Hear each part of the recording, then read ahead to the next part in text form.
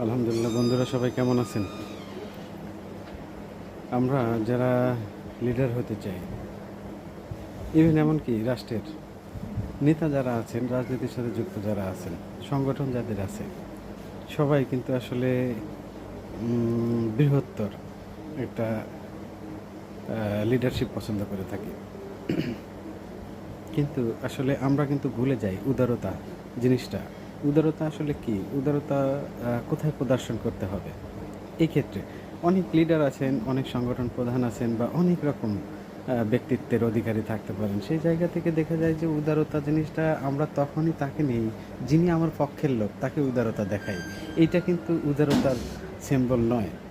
আসলে উদারতার সিম্বল হলো যে আমার সামনে পেছনে যা কিছু আছে না কেন, যারাই থাক না কেন, সবার মধ্যেই আমার উদারতা সমান থাকবে। আমার পক্ষের লোক, বিপক্ষের লোক এবং সব জায়গায়। এইটা যখন পালন করা যায় তখনই কিন্তু একজন নেতা সফল।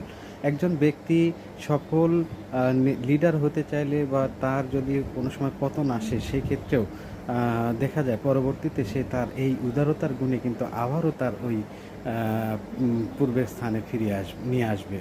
এই জনগণ বা এই সাধারণ মানুষগুলো যখন আপনার উদারতাটা এভাবে প্রতিষ্ঠিত হবে। ধন্যবাদ সবাইকে।